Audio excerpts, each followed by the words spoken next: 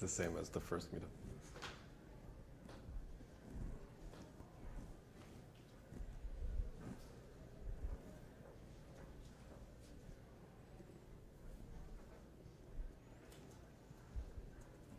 All right, ready to go?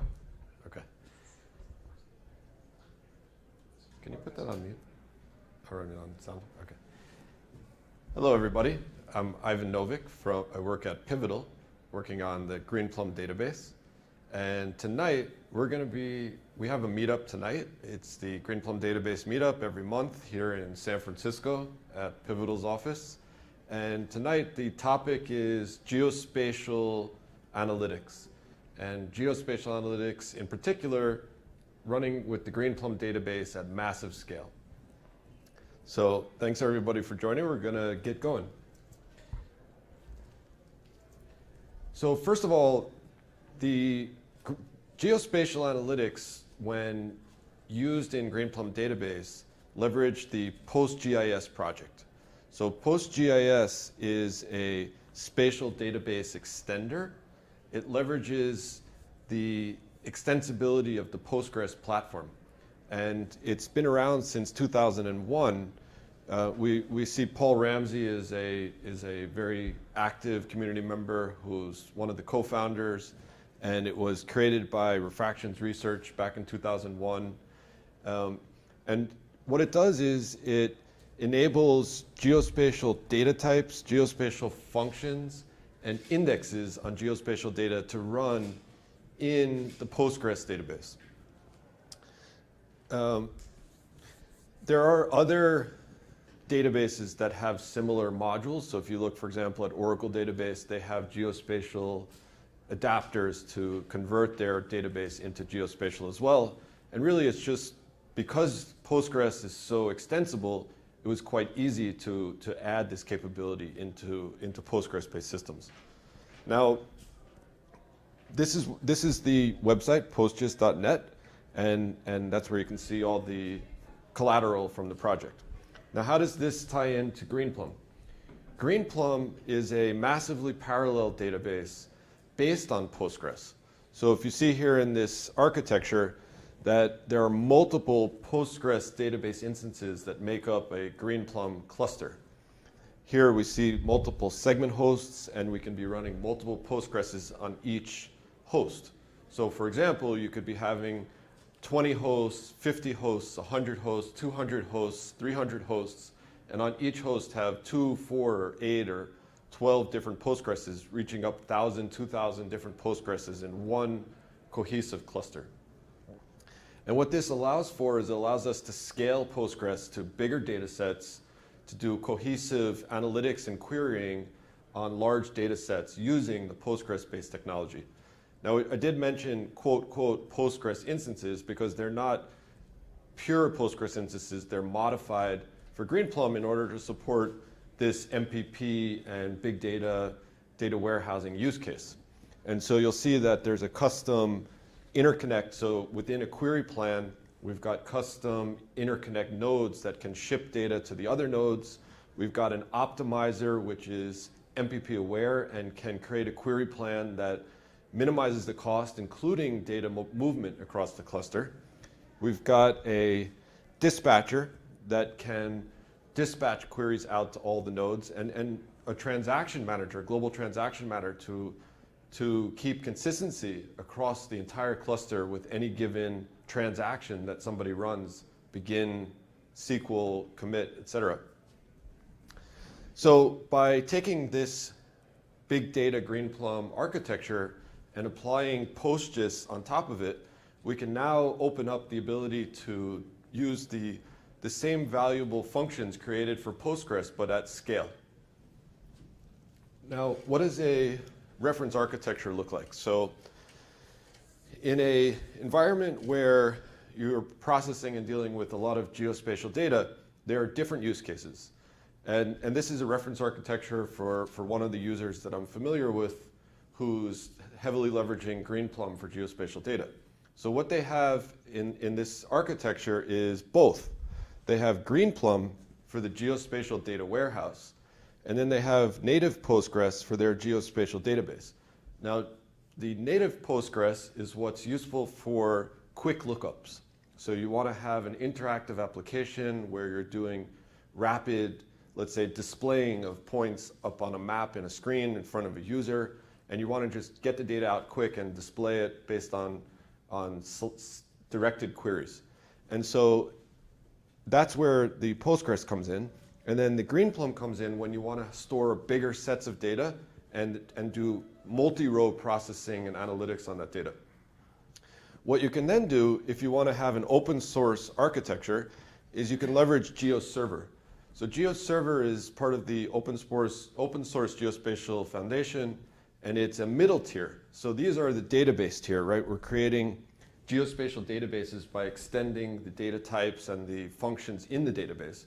But GeoServer is a middle tier component, which is a web server based component to allow for talking to the database, organizing the data from the database, displaying it back to UIs and browsers in order for an end user to manipulate the data. So you've got your user, your analyst there, they're talking to GeoServer, and GeoServer is redirecting the queries both to Postgres and to Greenplum, depending on what is the nature of the query and the routing they've set up in the GeoServer.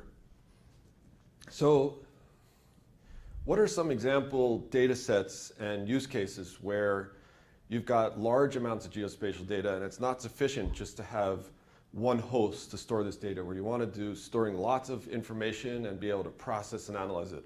So I wanted to open up your mind to the art of the possible of geospatial and how it's impactful to the world and how it's impactful to industry and to government in terms of their day-to-day work.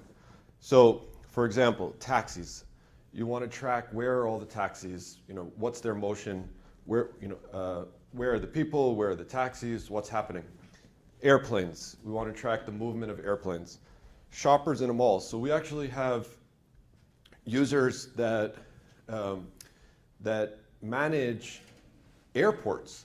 And airports, you can think of it in addition to dealing with airplanes. When they told me that they're an airport and they're using geospatial analytics, I assumed they were tracking the planes. But it turns out they're actually tracking the shoppers, because the airport makes a lot of money on the renting the space and on getting people to buy things.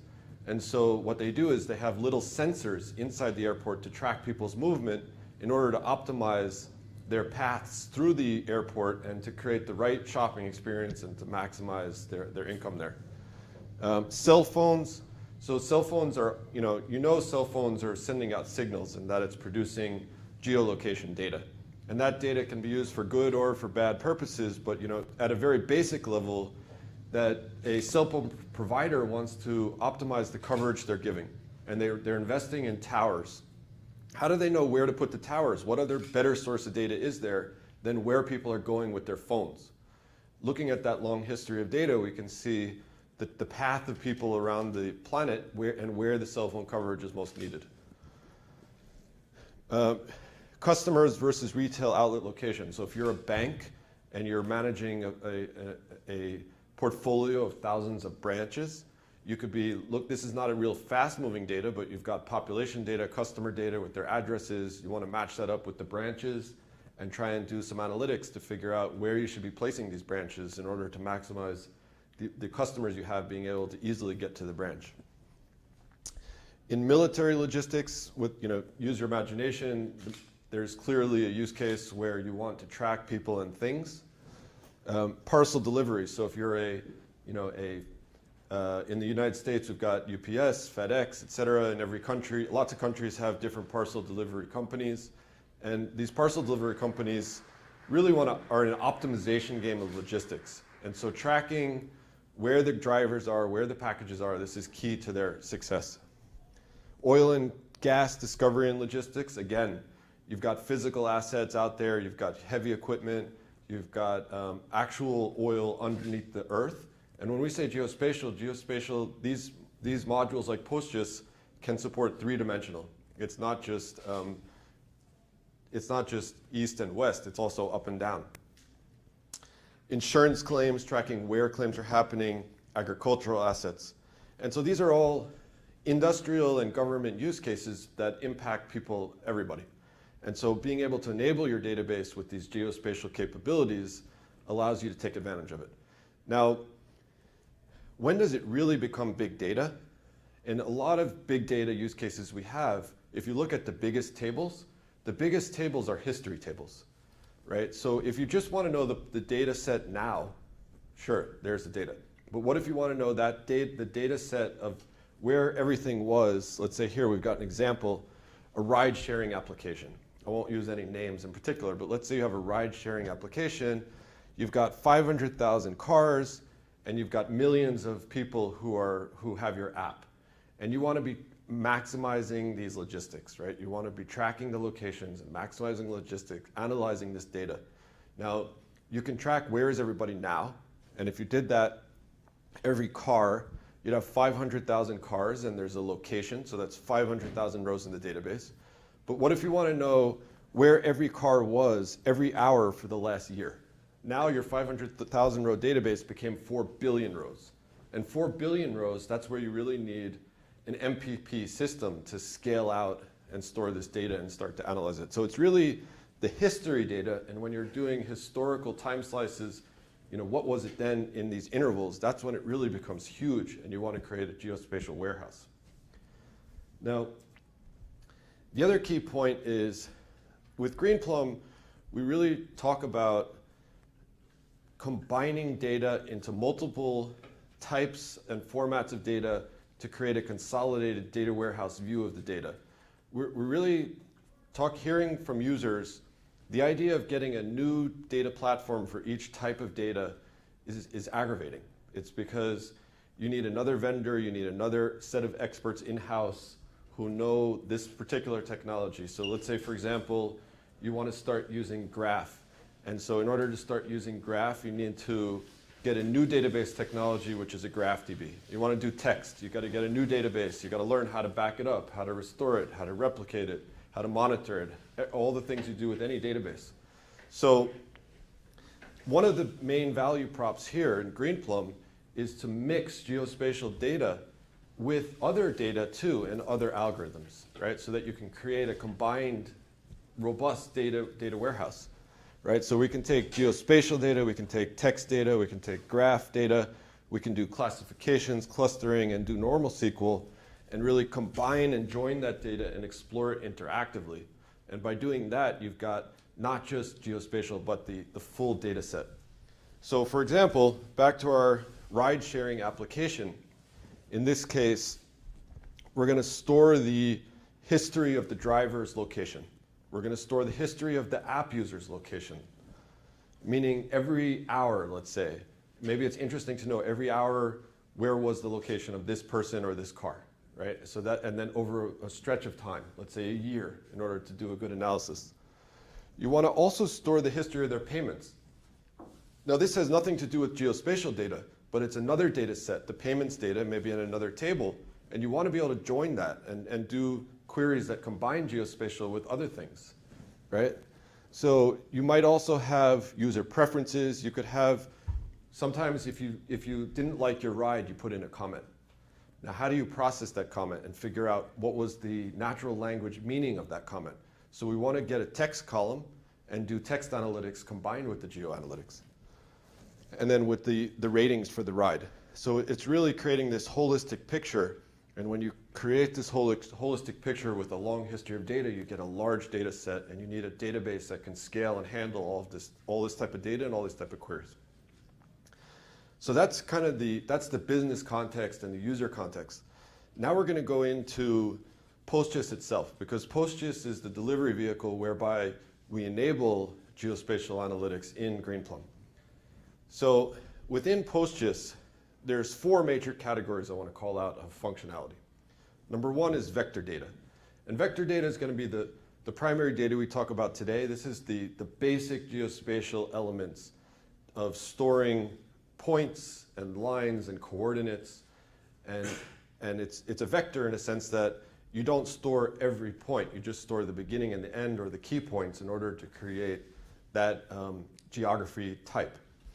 Now, point 2 is raster data. Raster data, think of it like a bitmap.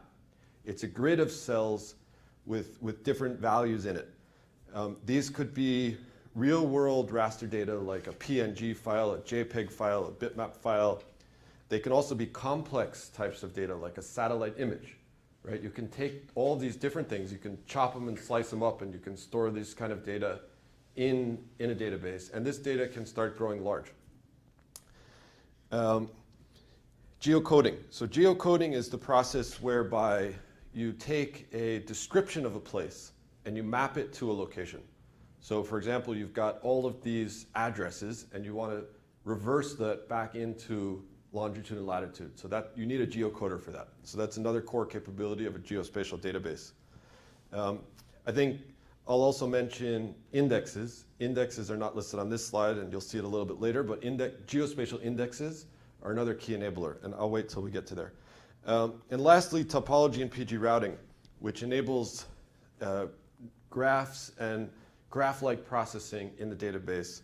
And I wanted to also mention that we have another way to go about a similar thing in Greenplum and in Postgres, which is Apache Madlib, which now also has graph processing in it. So for the rest of this session, we're going to actually drill into the vector data, which is the basic geospatial operations, and really to do a teaching and tutorial of how it works. So within the vector data space, here's a sampling of some of the features and functions or data types and functions that are provided. So the data types in vector processing include points, lines, polygons, which are shapes, and then as well collections of these things. So you could have a multi-polygon, for example. Some country might consist of a multi-polygon. It's not just one area. It could be the United States, for example, right? You've got Hawaii is out there, Alaska's out there. So it's not a strict polygon, it's a multi-polygon. Those are data types. Now within the functions, we've got things such as getting the length, finding the perimeter, finding the area, finding the distance between 2 points or two objects. And then we've also got native operators, which are used these are shortcut hand for other functions. For example, bounding box intersections, which we'll talk about. So this is just a quick sampling of the types of things you can expect to see in PostGIS vector data. Here's some very simple syntax for you. So you can see here we're going to create a table called geometries. The way it looks like is you can create any columns you want, and then you can create a geometry column. So a geometry column can store any of these data types: points, lines, polygons, multi-polygons, etc. So within there is a little bit of an overloaded data type. So within there, we're going to, in this example, just go ahead and create some rows. So we're going to create a sample point, a sample line, a sample polygon, and you can then query it out, and you can use functions. Most of the functions start with st underscore, and you can say st as text, and then pass in the geometry object, and it will give you a textual representation of what it is. If you don't do st as text and you just select out the geometry, it'll just be a bunch of numbers which look like random numbers to you. You won't know what it means, but it has some internal representation. So using the as text, you can see what does it really mean. Now, these are all simple data types. They're geometrical data types: points, lines, polygons.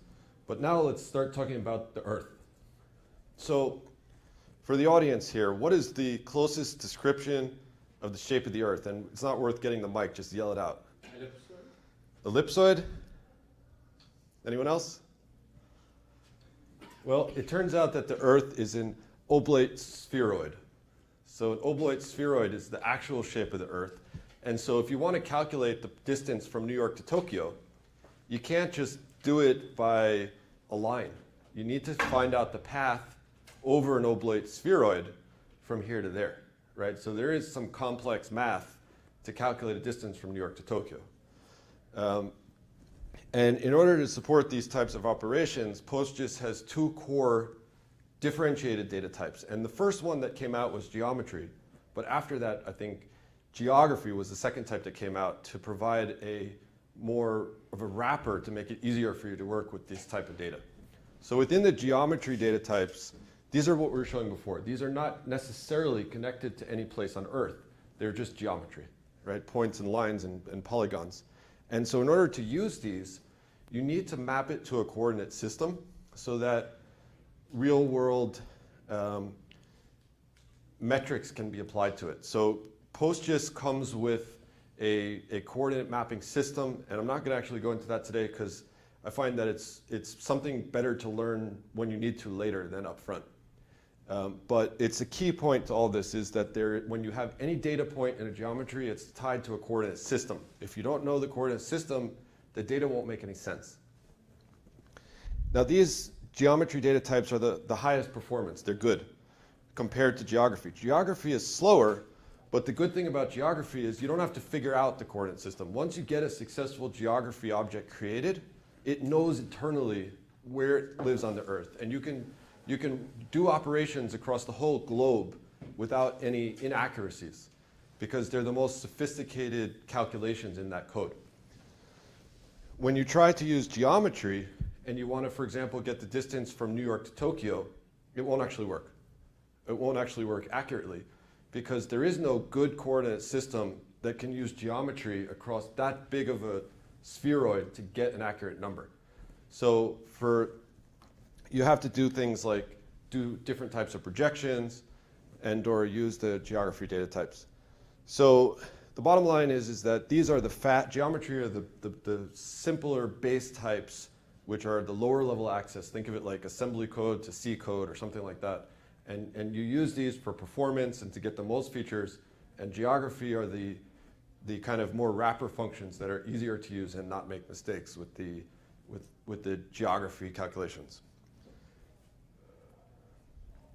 Now, another key concept here in geospatial database is joins, relationships and joins. So in a normal database query, if you have two tables and you want to join them, you're looking for some matching key of equality, right? So you're saying, I've got a table of customers and I've got a table of orders. Let's join them so that I can get all the rows in the orders table that match each customer, right? Based on, let's say, customer ID. And that's an equality join. But in geospatial, we're doing other types of joins. For example, here, we can do intersect joins or overlaps joins or containment joins. So we're looking for not topologies, but geographies and shapes that have these relationships. For example, shapes that overlap, intersect, or touch each other. So in this example, what we have is we have a data set here of New York City subway stations, New York City neighborhoods, and we're doing a containment join on contains and looking for, do these points exist inside that polygon, right? So that's a spatial join, and that's one of the really powerful features of a geospatial database. Another key item of geospatial database is spatial indexes. So indexes in general in the database make your queries go faster, but they're not quite traditional indexes in a spatial database in the sense that it's telling you exactly where to go to find an item. In geospatial indexes, they're bounding boxes. So when you create a geospatial index, each object, whether here you've got a line or a star, we're creating a box around that object which bounds it. And by bounding it, we're creating something that's easier to calculate, quicker. So we can more easily do relationships like containment and overlapping because it can be done quicker. And so by creating these geospatial bounding box indexes, what happens is that the engine itself, when you do these relationships, will first eliminate all the rows that are clearly not related because their bounding boxes don't touch. Then it will do the more expensive calculation to confirm whether the actual objects are related in the requested way. And you'll be able to see it when you do an explain query. You can see, oh, it's using an index.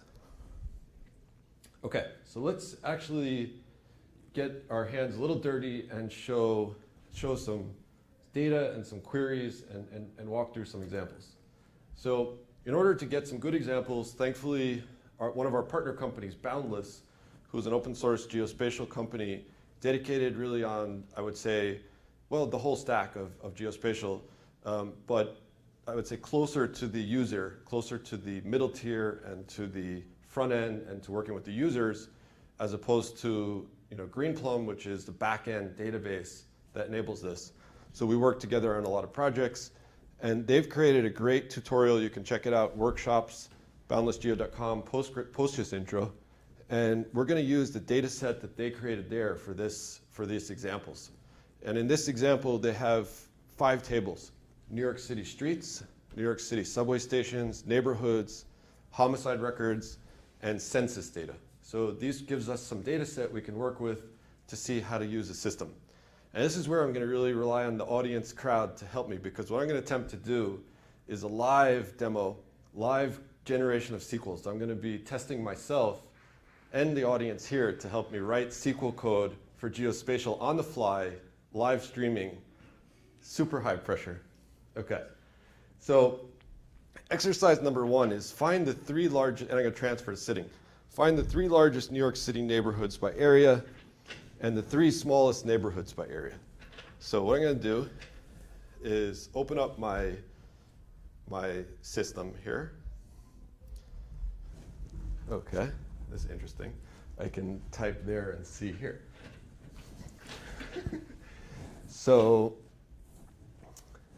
in this database, let me connect to the system. So we've got increase the font, okay.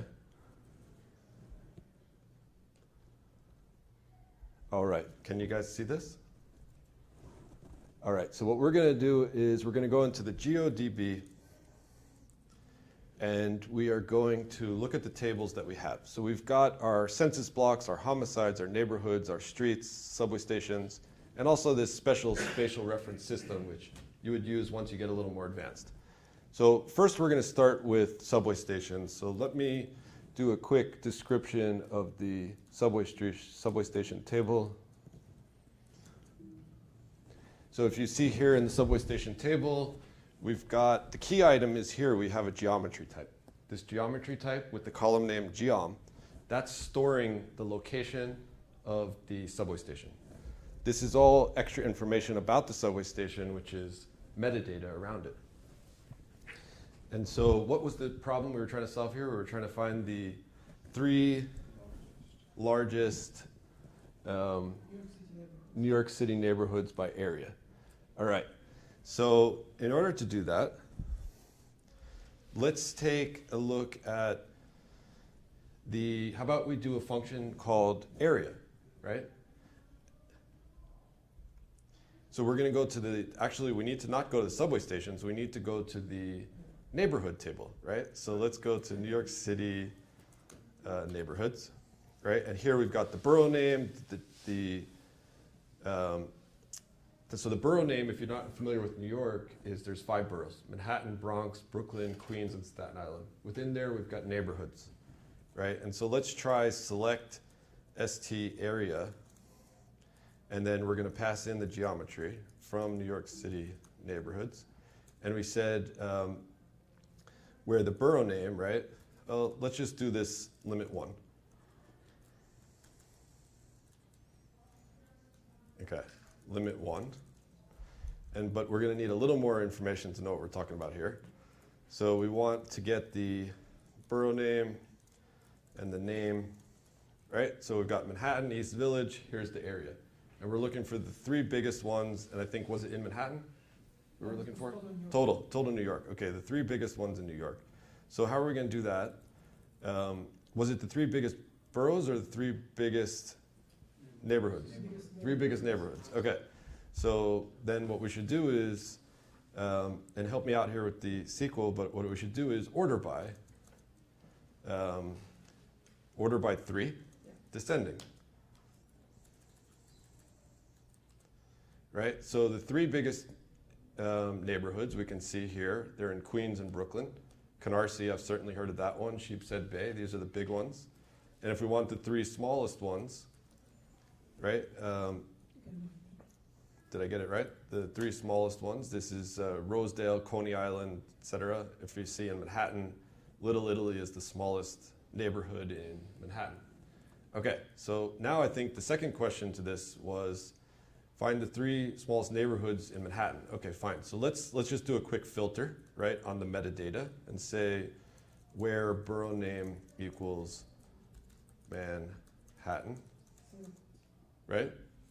You single quotes. Single quotes? It's okay. No, single quotes? All right. I guess I need single quotes. Thank you. Okay, so Little Italy, North Sutton area, and Chinatown. Those are our 3 smallest. The biggest are Washington Heights, Upper West Side, and Harlem. Okay, great. Now, let's go exercise 2. Exercise 2, find the largest and smallest borough by area. So what we got to do now is we've got to add up the area from all of these neighborhoods to get a sum total for each borough, right? So let's see. What we need is, we're going to need the borough name, right? Otherwise, we're lost. But then we're going to want the sum of the area, right? And then we have to do a group by the first column, right? And then one more trick I would do is I'm going to cast this to an integer to make it easier to see, and then maybe order it, right? So we can see this is the ranking of the size of the boroughs. So Manhattan's the smallest, Queens is the biggest, right? All right, great. Now, next what we want is we want to locate the latitude and the longitude coordinates of the Wall Street station on the red line in Manhattan. Okay, so now we're going to really test ourselves here. Now, hint, this is actually a little bit hard at first, but once you get it, it's not actually that hard. But the hint is what we've done is we've got this geospatial set of subway stations, but what is the object is not a geography. We have objects are geometries, and geometries don't internally know, they don't internally represent it. You can modify the coordinate system. So the trick is, in order to pull this out, there's a little hint here which says 4326. So 4326 is one of the coordinate systems. It's a coordinate system that represents latitude and longitude. And so what we're going to want... epsg 4326? What's that? Is it the epsg 4326? Yeah, it's the epsg. So epsg stands for what? European Petroleum something. Right. So there's a set of coordinate systems, and you can search it and whatnot, but I just want to save time here. 4326. Now, how are we going to find out, and this is a little bit of a hacking exercise here. So what I wanted to do is say, yeah, you can go to the documentation, but let's have some fun, right? You know, we've got a table here in the catalog called the PG proc, right? So let's select star from PG proc limit 1, right? And you can see here that the proname is the name of the function, okay? And so instead of limiting 1, let's say where proname is like st blah, right? Oops, I think they're lowercase in this thing. Okay, so st blah, these functions are, a lot of these are the geospatial functions, st blah. We can also go to the documentation, but you know, what fun is reading documentation? So what we want to do is we're going to want latitude and longitude. So let's try and find something that is related to that. So here's some functions, st something, and in fact, I'm going to try it this way. And anything here look interesting? I think st lat long text is interesting. Like I'd like to call that function. So if I have a geometry type and I want to find out its position, right? I'm going to use this one. So I'm just taking you through this here all the way from scratch. So let's backtrack. We've got, first it said the Wall Street station on the red line. So let's find that person or that thing. So the subway stations, right? New York City subway. Okay, so we want to select long name from New York City subway stations where name is like wall, maybe? So, and there's the 2-3 line and the 4-5, right? 2-3 is the red, 4-5 is the green line, if you've ever been there. So what we want is the other one, right? So let's throw in here the color, right? So let's make it easier for ourselves, and color equals the red line. Okay. Now, let's get out the geometry. So there's our geometry. Now what we want is the latitude and longitude. And we had this function, right? The function was st as text, right? So let's, instead of getting the geometry, let's call it st lat and log as text, and it says it's 2567. So let's go to the source of that information, right?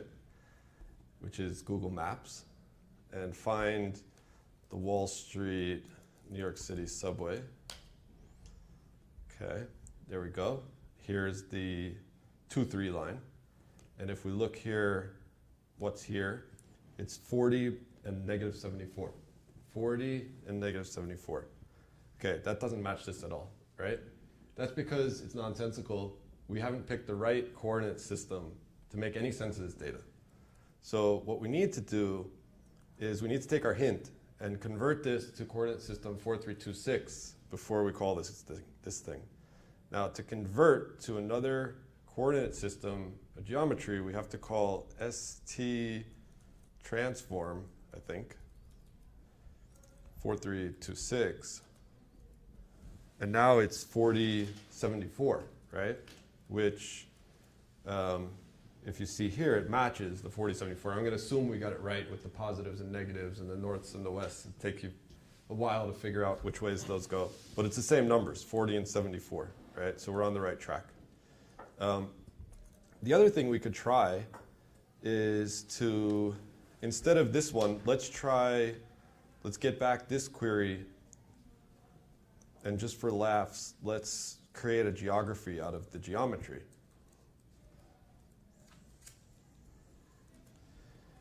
And it says, only lat-long coordinate systems are supported in geography. So it's not even allowing us to create this because it knows it'll mess it all up and be nonsensical. So, but what if we went back here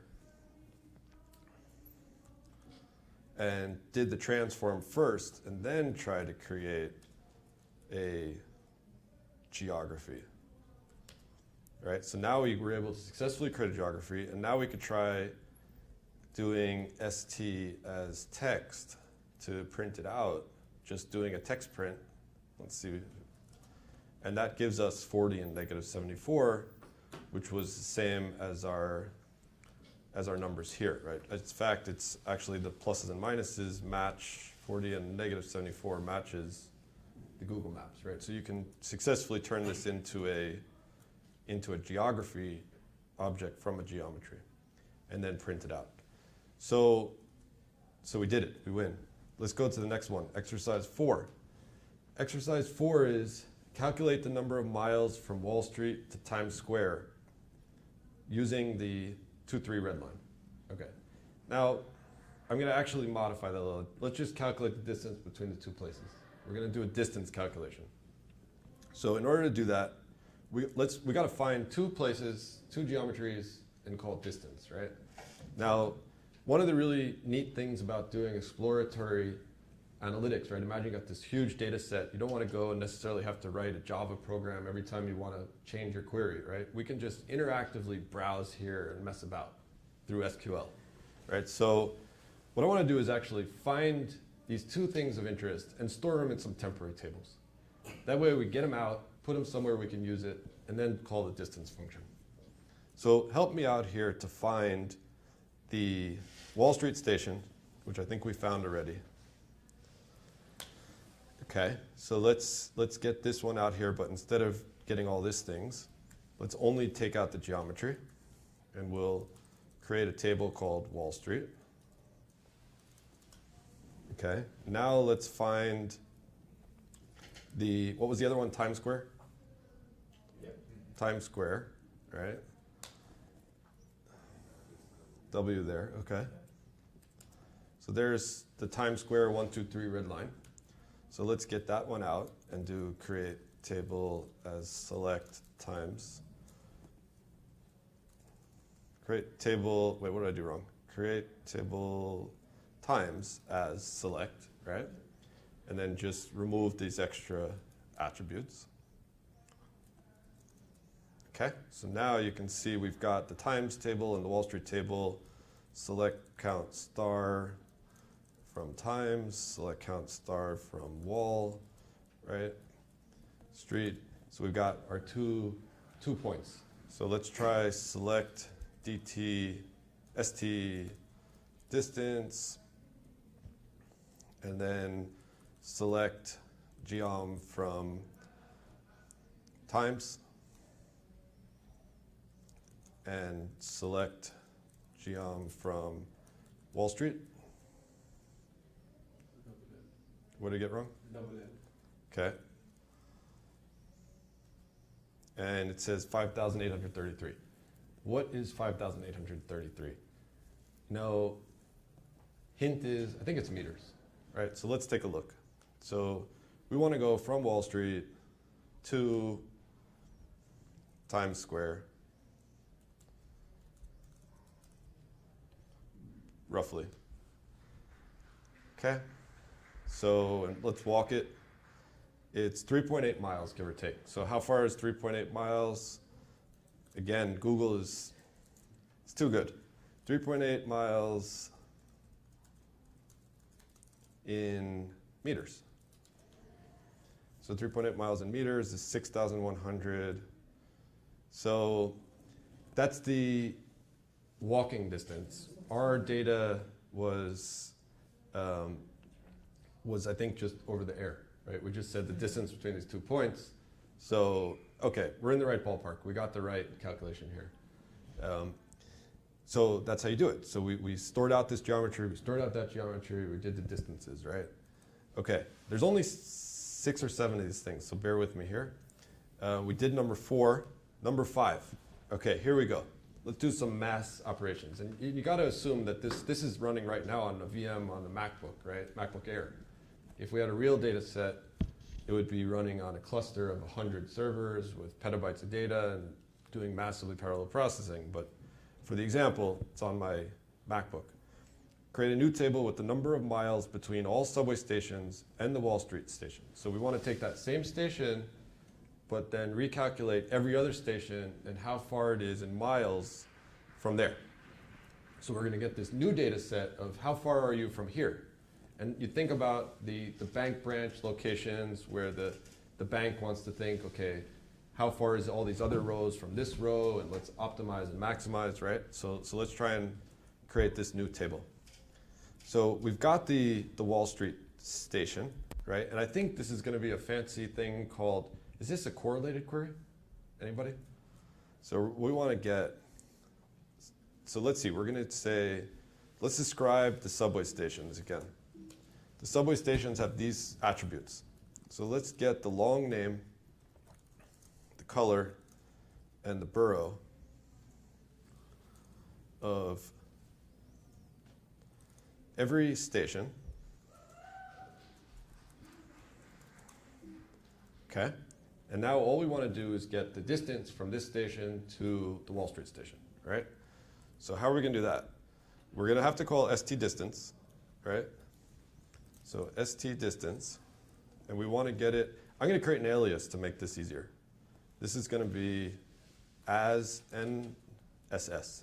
Okay, so this is the New York subway station table alias. I'm just aliasing the table name so I can make a quick reference to it. So we want to go from NSS geometry to select geometry from Wall Street, right? Does that look like it's going to do it? Boom. Now we said miles too, right? How many meters in a mile? Let's see. How many meters in a mile? Meters in a mile, 1609.34. So let's divide our distance by 1609.34. And yeah, let's do that. Okay. And let's give that one an alias as well.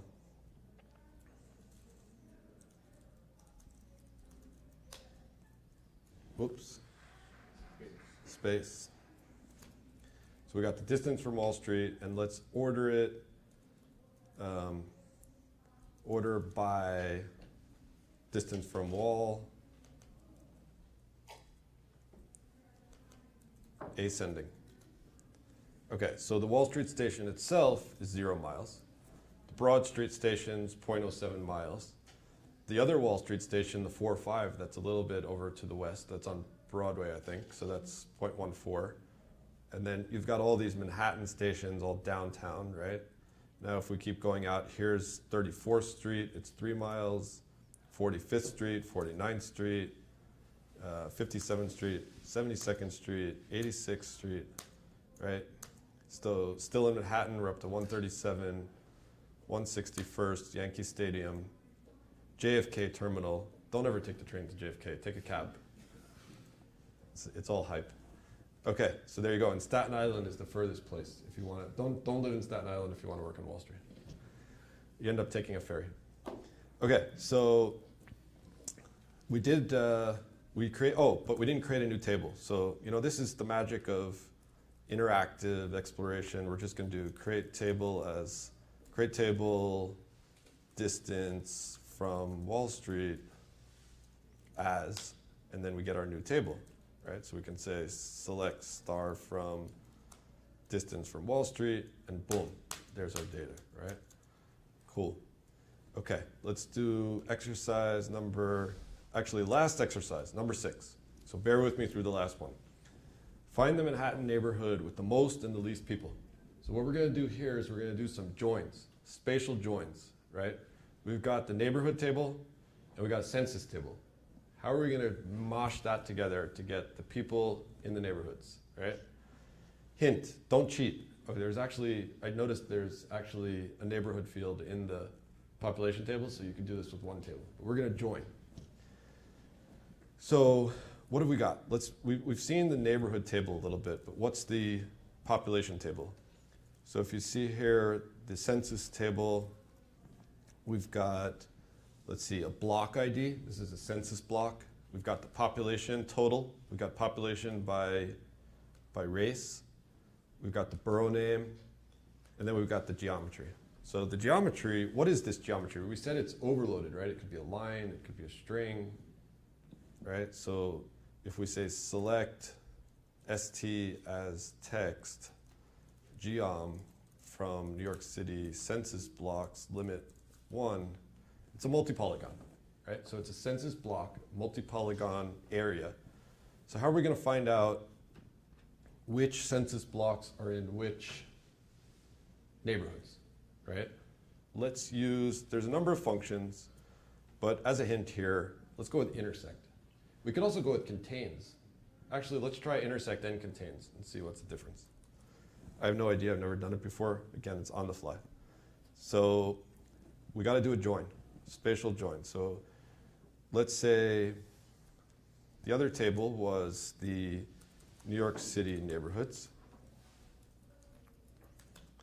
So we want to do select borough name. Actually, I'm going to have an alias here again. New York City neighborhood dot borough name. New York City neighborhood dot name from New York City neighborhoods as an N. Okay, great. Now we want to join this with census block, right? So what is in the census block again? I already forgot. Census block, we want the geometry, right? We want to find out when that geometry, let's get the top population total, census block, population total, and from New York City neighborhoods, join on st intersects Join table. oh, okay, join on Join table name. join table, yeah, good. Join table name. So join the New York City census blocks, alias census blocks, on, right? ST intersects. And now we want the geom and the geom. Does that look right?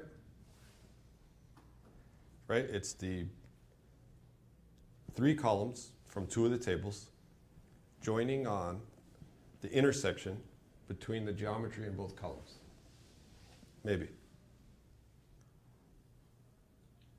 Okay. So this is the, for example, I don't know, let me get Manhattan so it'll be easier since I'm familiar with Manhattan, where borough name equals Manhattan. What did we do wrong here? Borough name is not right? And you guys need to put in this. Oh, okay. We're NN. Well, wait. Borough name should come from the neighborhood, right? Okay. So it's telling me these different census. Let's order it by 2. By the second column. So within Battery Park, there's these different census blocks that have the different number of people, right? Within Carnegie Hill, et cetera. So these are, we're going to test this out.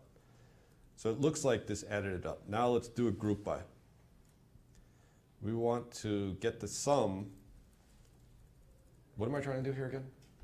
Total population per neighborhood, right? So we need to sum up the population setting, right? Sum of the population and group by these 2. Does that look right?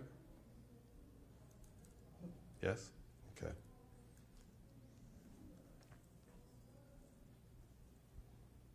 Okay, and then let's do order by number 3, descending. Okay, so there's a lot of big boroughs in Brooklyn. Let's do ascending, more interesting. So some small, interesting here, Coney Island. You know what? I'm going to again filter it to only Manhattan, so that we can get a subset of the data, where nn dot borough name equals Manhattan. Okay, so here's our boroughs and our populations. So let's go to our, now remember, we did intersect, right? Now, I'm not 100% sure that intersect is the right way to check this, because there could be things that overlap, right? And intersects, then the census block might intersect more than one place. So I'm thinking, for example, that our figure here, let's say Tribeca, shows 20,000 people. So if I go to Google and say population of Tribeca in New York City, it says there's 10,000 people, right? It's this little section here, and we got 20,000. I wonder what would happen if we did contains.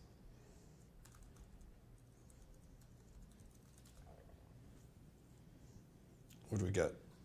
13,000. So, I don't know. Maybe it's a little bit fishy data, or I'm not exact, or it's out of date with the times of when Google counted their population, when this counted this population. But 10,000, 13,000, we got the right figures here. Chelsea, 48,000.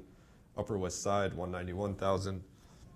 So I think in general, this is how we do it. We're doing joins on contains, joins on intersects, right? You can do all these different types of joins. So going back to the PowerPoint, okay, so let's get back to Greenplum. So with Greenplum 4.3 supports all of these vector types. We've supported this for a while. You can do this, create a huge data warehouse of coordinates, geographies, geometries, to contains, to intersects, to spatial joins, indexes, create and really analyze geospatial data. For the roadmap, Greenplum 5, which is just it's already in alpha and it's getting nearing to beta and GA, we're going to support in the roadmap raster data support. So raster, again, you can store image files. You can store, and a lot of image files are are not that big, right? They could be a couple megs, but you can also store huge satellite images. In that case, you need to slice them up into sections, and then there's ways to piece it together. But you can as well, one of the cool things about PostGIS is you can query between, the same way we're doing relationships here, you could query between pictures and geometries, and you can start to find coordinates and spaces and map them to photos and satellite images and stuff like that. Future updates is to continue to upgrade PostGIS. We want to do geohashing. We want to do geocoders. Remember, geocoders is the way to look up locations based on text. And then for people out there who want to really get deep into geospatial, one thing I would highly recommend is to check out the FOSS4G. So FOSS4G is annual. It's a organization that has an annual conference, and you can see 2015 was Seoul, Bonn in 2016, Boston this year coming up, and this is a geospatial dedicated open source conference. And because it's open source, PostGIS is really at the heart and soul of it. And so it's a great source of meeting people and hearing talks. I wanted to share with you just some of the names of the talks from the last FOSS4G, just to get you thinking about what's possible. Open Sky Network, crowdsourced and open air traffic surveillance network. Renewable energy mapping and assessment in the Arabian Peninsula. An overview of Docker images for geospatial applications. Floodwatch, combining wearable tech and disaster alerts. Challenges of indoor mapping formats. 500+ billion points, organizing point clouds as infrastructure. GDAL 2.1, what's new? GDAL is at the heart. GDAL is a C library that does all the math. So PostGIS itself even inherits from GDAL to do the calculations. Mapping Wi-Fi measurements on OpenStreetMap data for wireless street coverage analysis. OpenStreetMap, I gotta give a shout out to OpenStreetMap.